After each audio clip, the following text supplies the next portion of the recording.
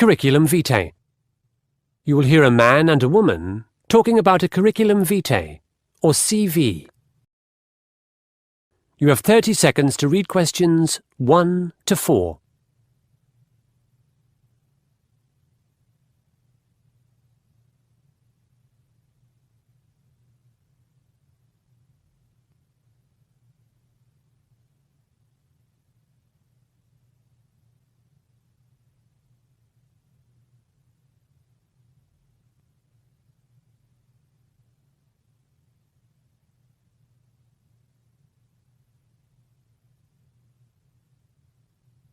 What's up, Jun-hee?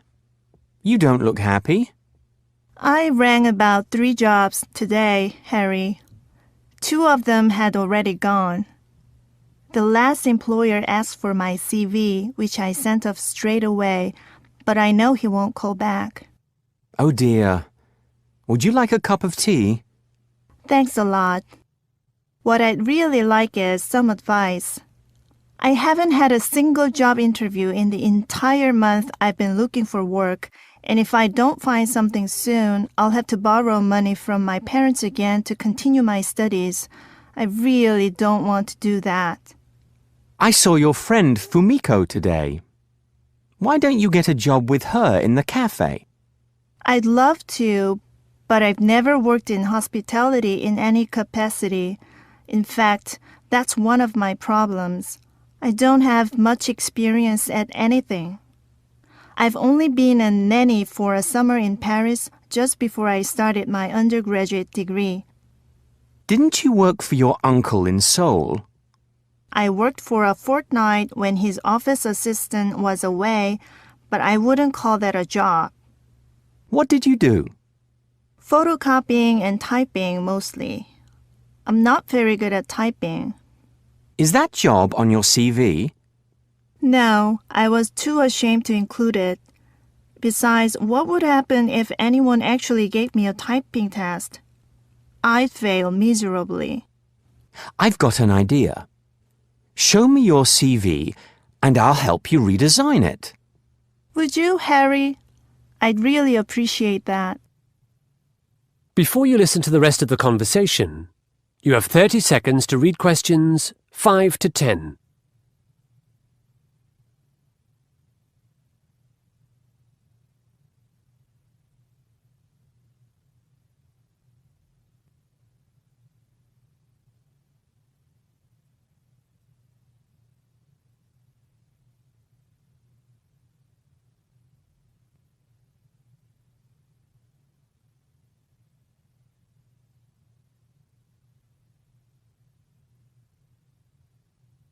Looking at your CV, I do like the colours you've chosen.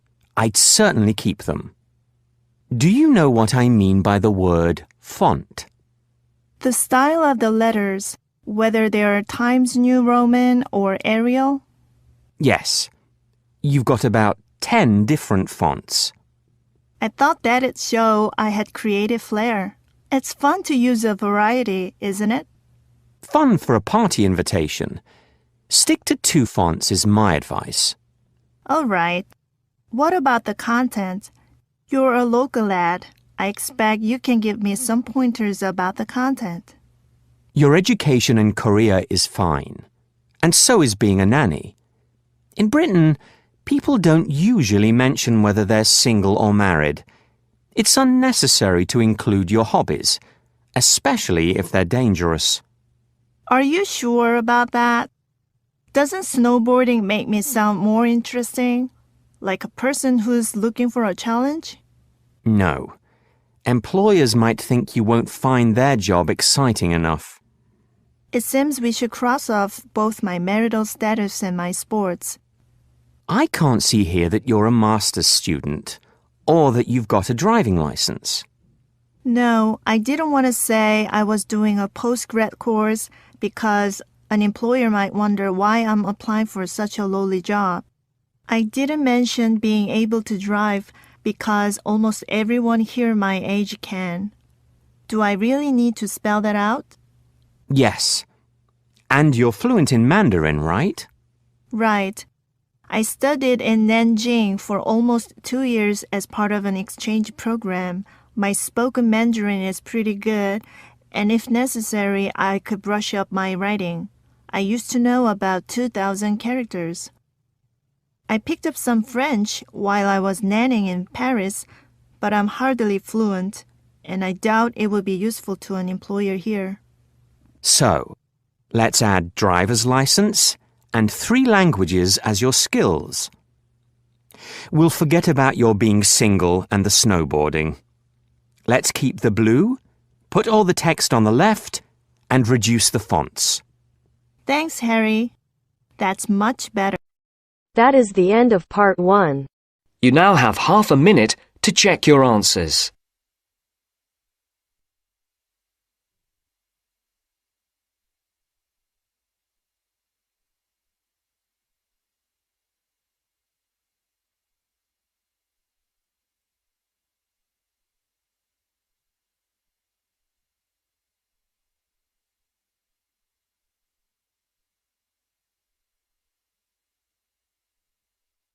Now turns to part 2. Part 2. Copper sculpture. You will hear an artist talking about her copper sculpture. Before you listen, you have 30 seconds to read questions 11 to 14.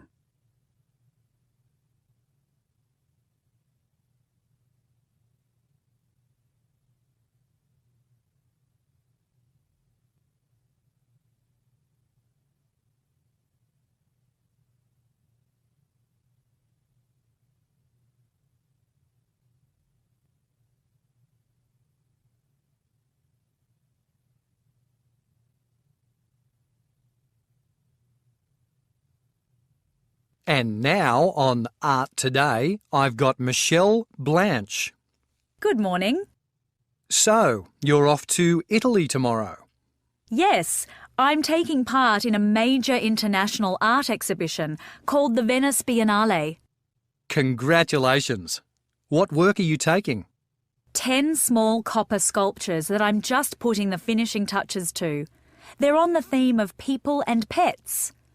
That's kind of a strange theme for a contemporary art show, isn't it? Perhaps, but I follow traditions that date back to ancient Greece.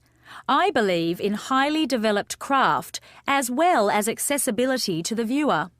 Frankly, I find a lot of modern art has alienated the public both with its form and content.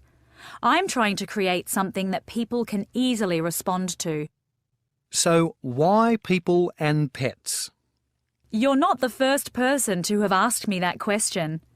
Actually, I've never owned a pet myself, but last year I saw an amazing TV program about a general hospital in Calgary. Volunteers take dogs onto wards there during visiting hours, and the presence of the animals has been found to improve patients' health significantly. Raising the spirit does wonders for the body. It seems that people heal faster if they can be around an animal or if they have their own pet, so I decided to explore this in my artwork. Interesting. Who buys your sculptures? I've sold to both private art collectors and public museums.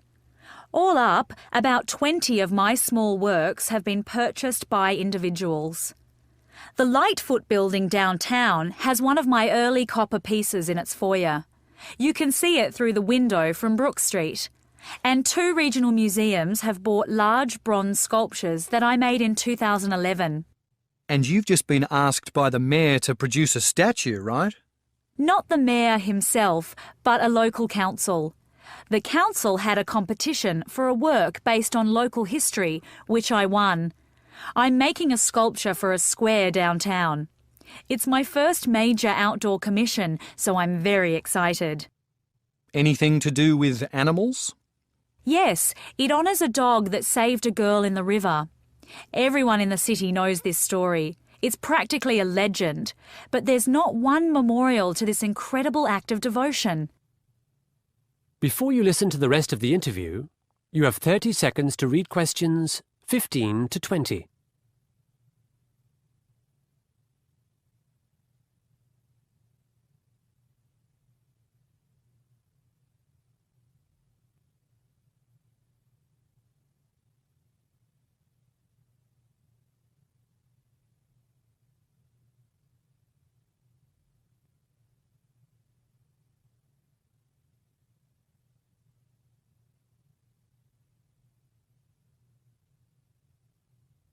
So, Michelle, tell our listeners about the process of making a large copper sculpture. For me, the process is as remarkable and as enjoyable as the finished product.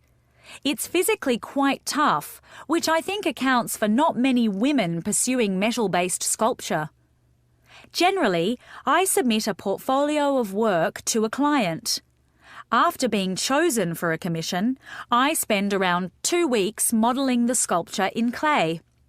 Then I make a perfect wax copy, coated in a slurry of stucco and ducted with ceramic granules. Hang on a minute. That's too technical for me. OK, basically I make a clay model, then I make a copy in wax. I use wax because, ultimately, this will be melted and replaced with copper.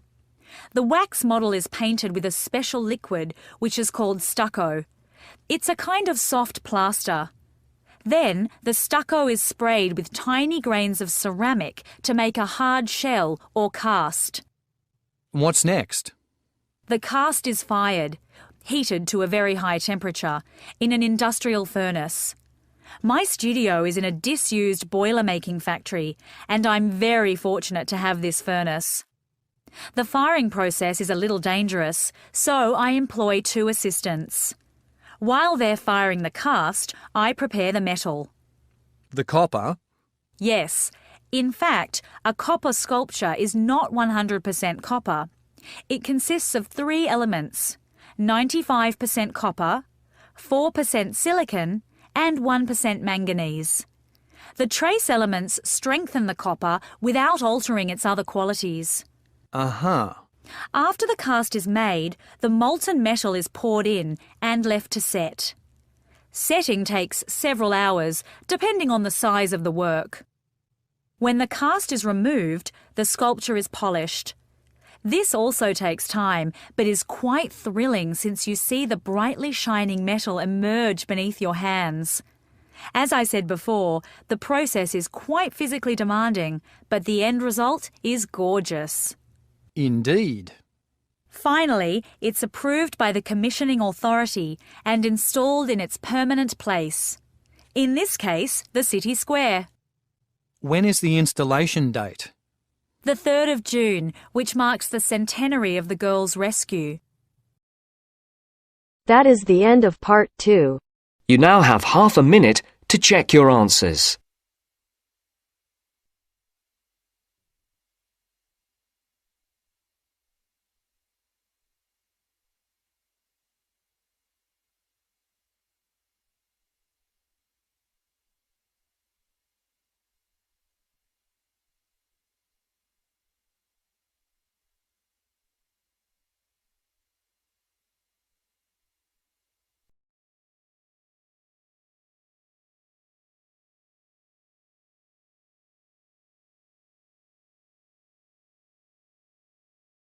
Now turns to part 3.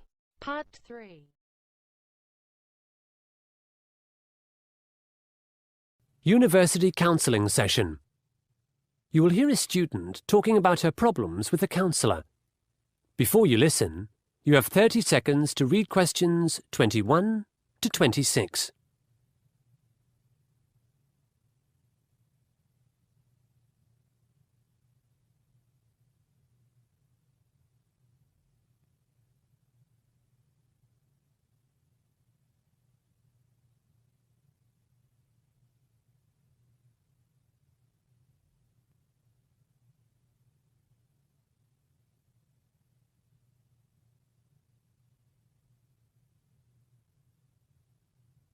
So, Rachel, how have things been going? All right, I suppose. Are you ready for your presentation tomorrow? I think so. Great. What about the rest of the study plan we made? Have you been sticking to it? Well, that's why I came back to you. I did manage to get everything done for my presentation, but now I'm way behind with my other assignments, and I'm starting to panic. You've got the 3,000-word essay for criminal law, haven't you? And one on taxation? That's right. What seems to be preventing you from doing them? My own indecision is one factor. You see, we were given 2 choices for the criminal law essay, and I seem to change my mind daily about which one to do. I remember in our last session that you said I might be using procrastination to obscure some other inadequacy, perhaps not understanding the legal topic as well as I ought to. If I get a low mark, I can just say, well, I did that essay in such a rush, instead of admitting that I don't have a grasp of the subject. Intellectually, I understand what you've told me, but I'm afraid it hasn't made a difference to my starting the essay. Another thing that's affecting me is the demands of other people. Like what? Take my flatmate, Teresa, who's a nursing student. We've been sharing a flat for over a year, and we used to get along really well. But recently, she's been pestering me to help her with her assignments. You might suggest your flatmate get help from her college with her studies. I've done that, and she claims she's been going to the Student Learning Centre on campus. Meantime, if I don't help her at home, she calls me selfish or arrogant or unfriendly, and then starts sulking. The atmosphere in our place is poisonous. What can I do about my boss? Last week I worked 12 hours overtime. I'm exhausted. I felt obliged to accept the work because right now he's making decisions about who to keep on over the summer, and if I turn down extra shifts, he may not consider me. I certainly can't afford to lose my summer job. Remember, Rachel, your goals and priorities. Is your long-term goal to work in a supermarket or to be a lawyer? Of course, to be a lawyer. I know I've got to concentrate on that. As I think I've said, I can see everything clearly when I'm here in the office with you, but I waver as soon as I leave. Before you listen to the rest of the conversation, you have 30 seconds to read questions 27 to 30.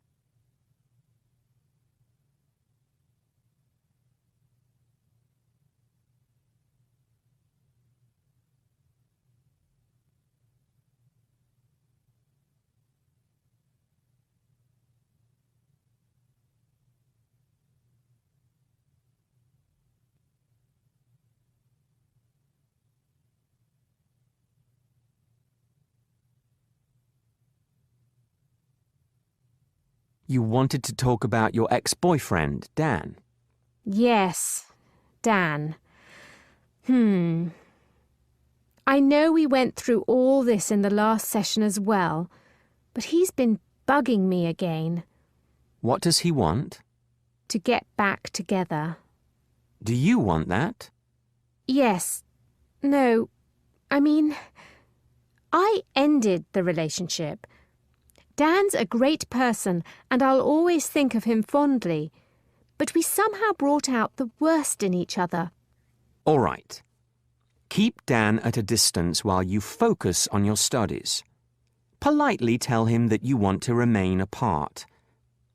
Let's make another study plan now, with your starting work on your 3,000-word essay tomorrow. That's due on the 9th, isn't it? Yes. Just 10 days away. I can't possibly do it by then.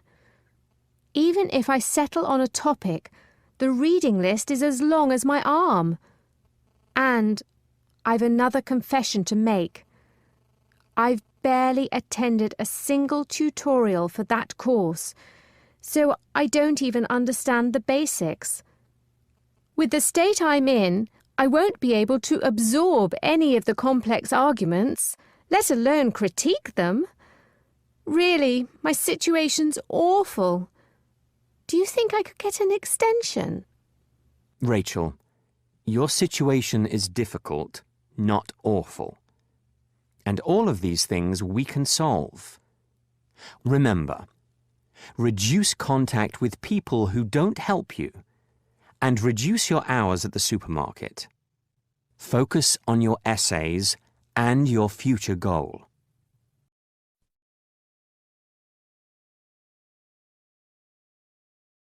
That is the end of part 3. You now have half a minute to check your answers.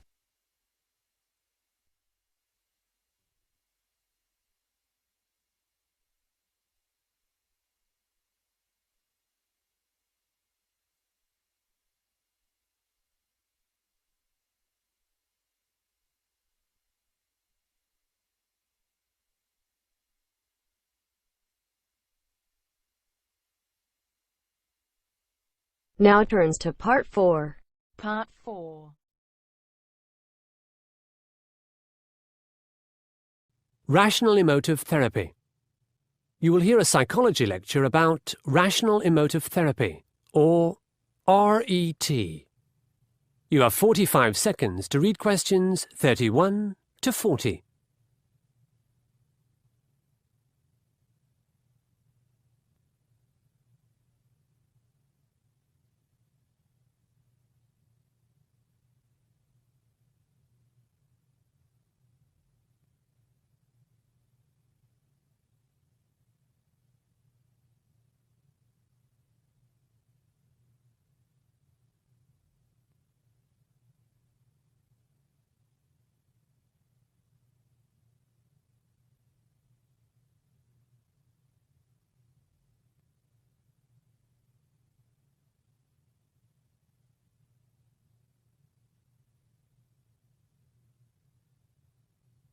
Good afternoon. Last week, we discussed why people seek therapy. This week, we're going to look at one kind of psychotherapy called Rational Emotive Therapy, or RET. But before we get started, I'd like to quote a first-century philosopher called Marcus Aurelius, whose words I think are apposite to this discussion. He wrote something like, "The universe is about change. Life is what thinking makes it." RET is also about accepting the world while changing thought patterns. RET was created by an American, Albert Ellis, in the 1950s. The main aim of RET is to develop healthy emotional responses to cope with unfortunate circumstances. Anger, anxiety, or depression is replaced with upset, followed by acceptance, then by moving on. Let's take the example of a person who is involved in a car accident. Of course, your physical injuries are your primary concern, and satisfactory medical assistance in hospital is critical. But how fast you heal after that assistance is not only determined by the kind of medical care you have received, but also by your attitude. You probably had no control over the accident, but you can control how you feel about it afterwards.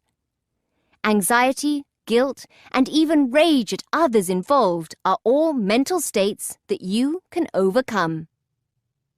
Here's another scenario. Your sister borrowed some money from you a year or so ago and hasn't made any effort to give it back. A well-balanced person thinks, "Oh dear, never mind."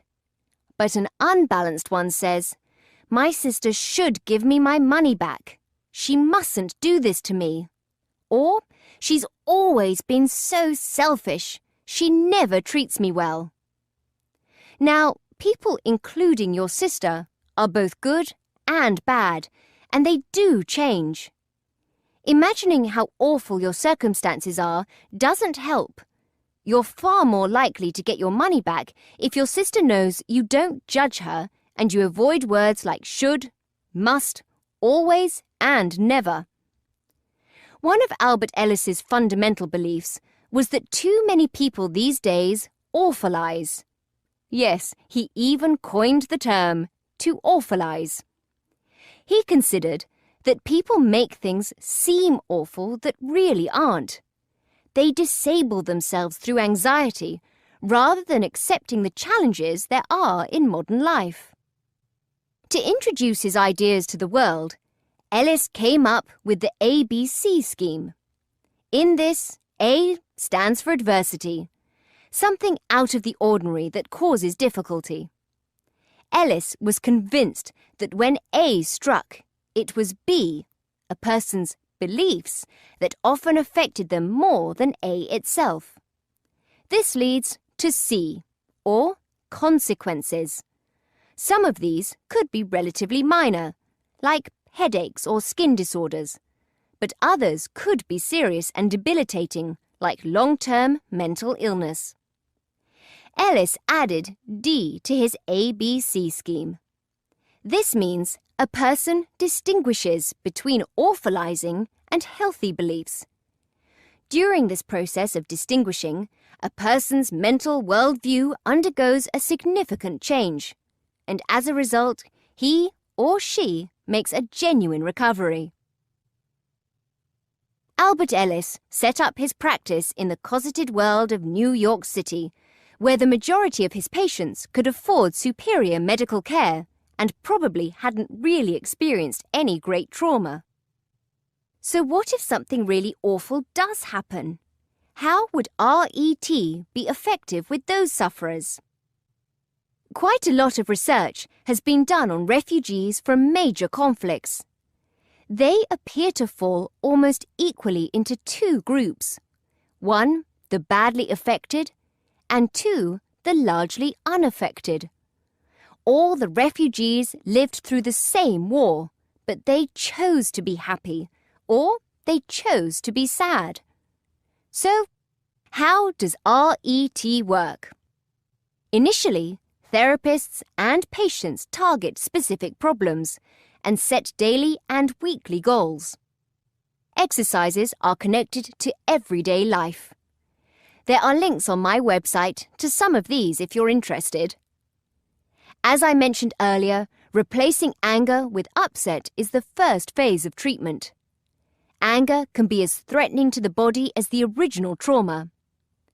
Confronting the very thing a patient is afraid of is another approach. If a person has a phobia of cars after an accident, he or she is put right back behind the wheel. Critics of RET say the treatment is too short and too unkind, and its rehabilitation rate of around 40% is not very high. Because it focuses on mental states in the present and it completely ignores a patient's past, detractors believe it fails to address underlying issues. Other more conventional methods of therapy explore the past in some detail.